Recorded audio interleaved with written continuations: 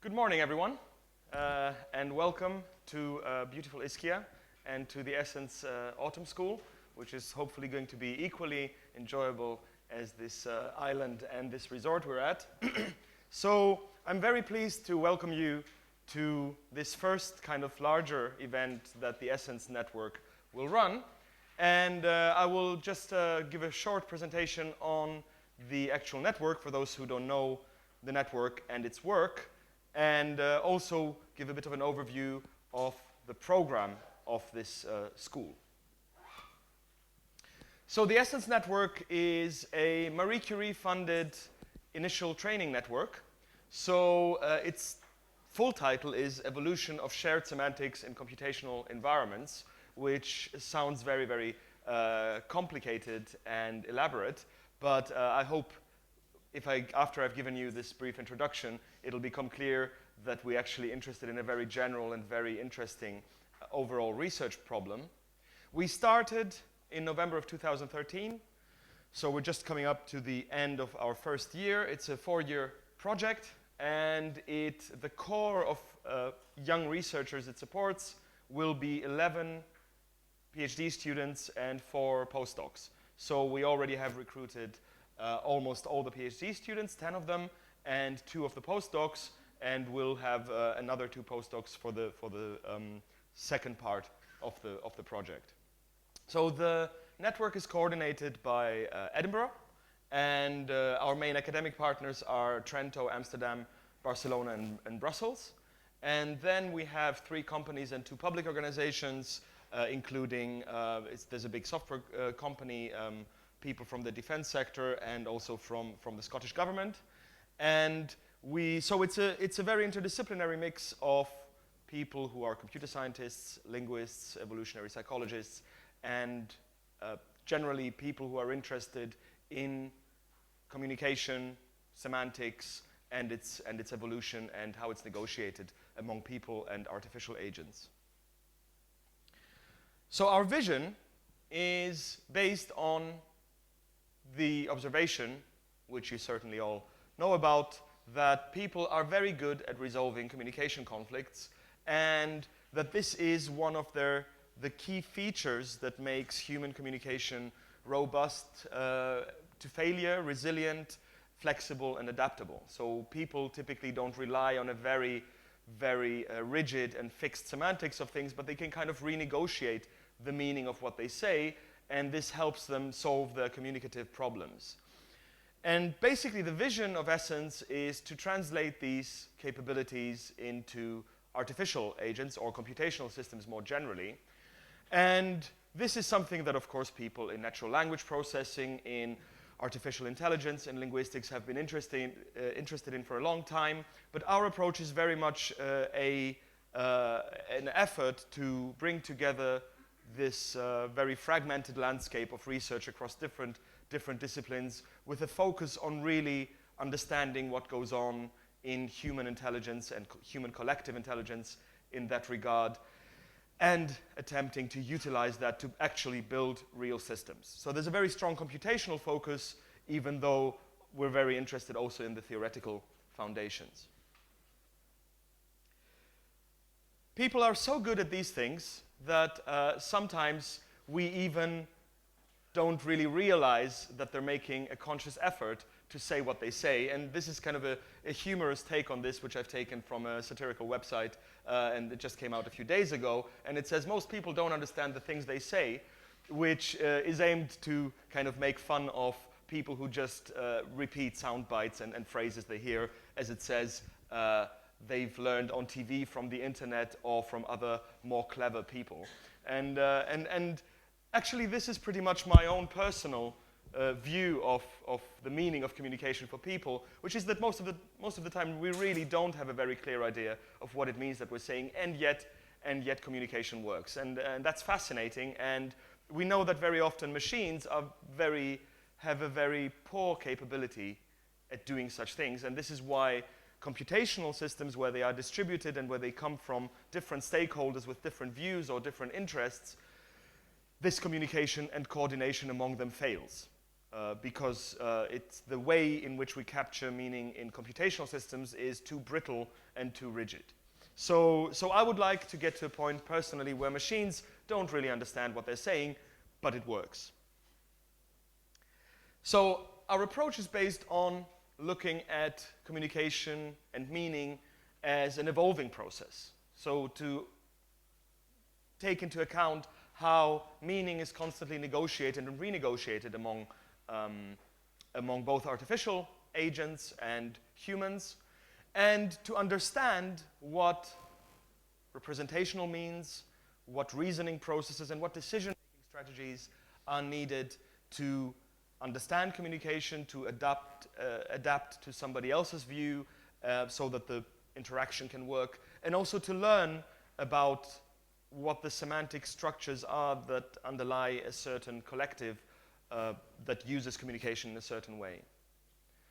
And as I've already said, we want, of course, the models we develop to be computational. So we are not that much interested in just describing the phenomenon. We actually want to make use of these insights in order to build systems. And this can really be something quite practical. You can even think of things such as, what if you build distributed different software components that need to interact with each other? How do you create the kind of interoperability between them that will work when you throw in new components or change a certain component and so on? So even though this sounds very kind of ambitious and very theoretical, it can actually have a very practical impact on the kinds of systems people use today, even more so because they tend to be very heterogeneous, diverse, and distributed in platforms such as the internet, mobile communications, and so on.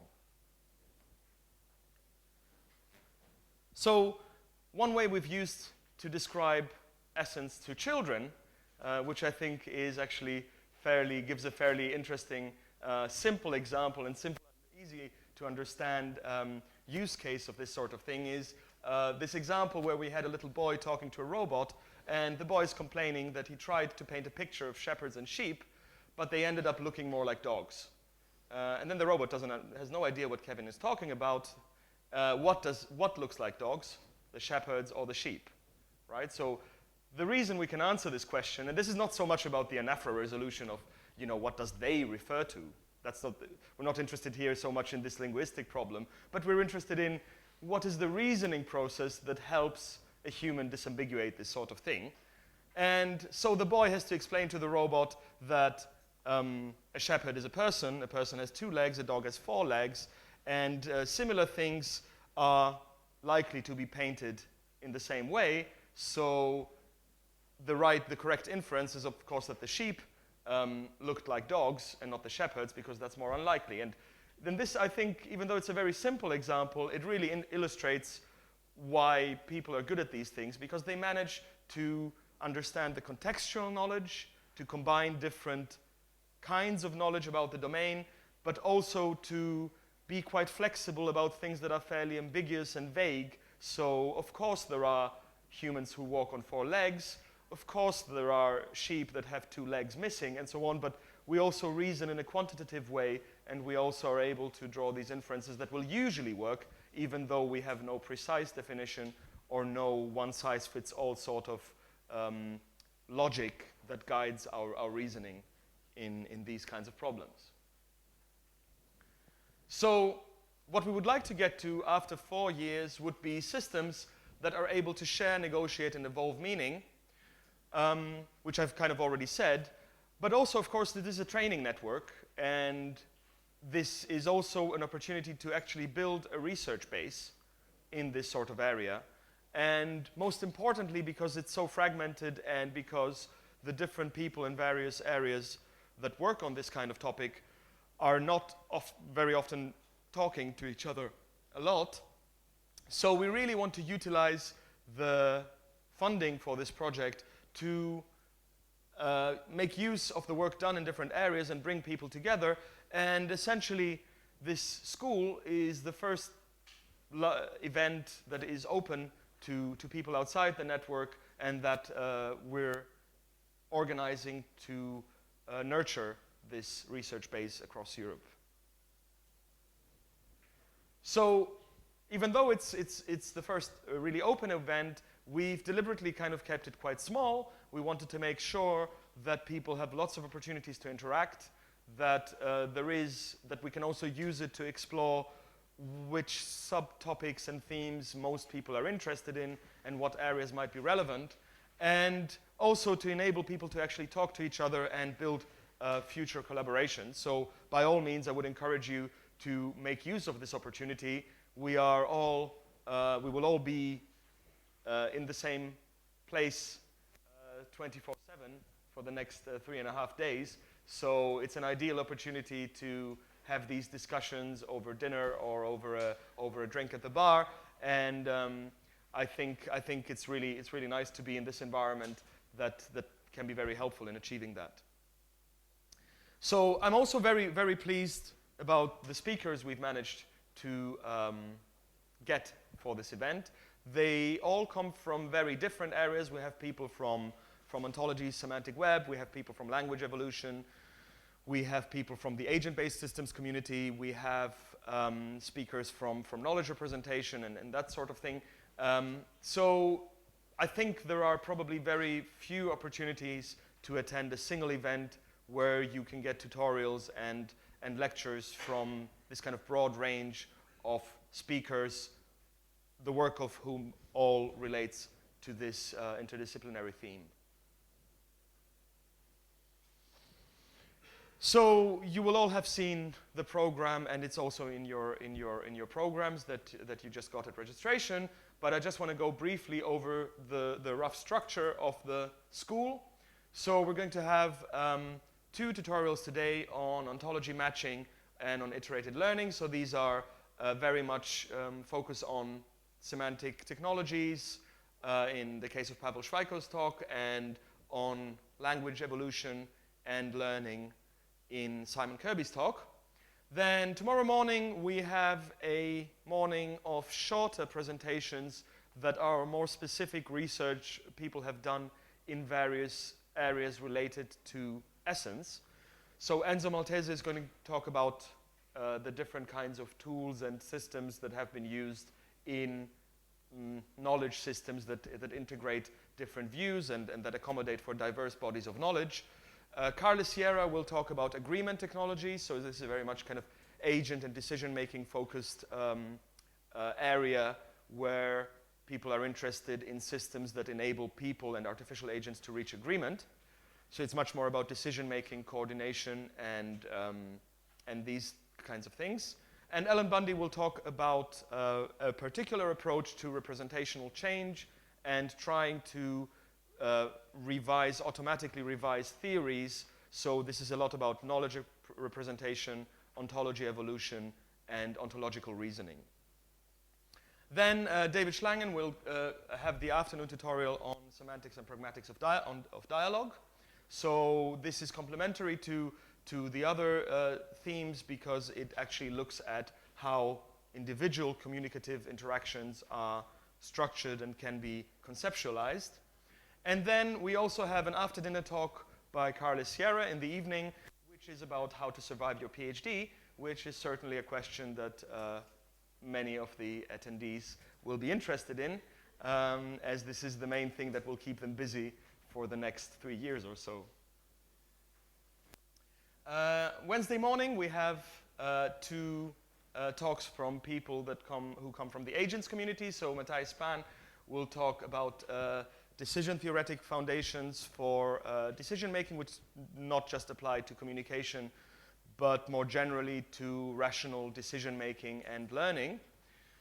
And Sanjay Modgil will talk about argumentation and dialogue. So this is also a theme that interests several people in the consortium because it's kind of a bridge between dialogue and reasoning when different agents exchange arguments and try to resolve conflicts between their individual views. And finally, on Thursday morning, we will have a somewhat kind of non-academic tutorial from Sarah Shinton, who is a consultant who does a lot of consultancy for researchers. and will basically try to help PhD students with organizing and taking charge of their PhD projects and how to get the most out of it. So this is part of our transferable skills and training, and I hope it will also be interesting to our visitors who are not in the network, but in several cases are pursuing a PhD themselves at the moment. So I hope you will find that useful.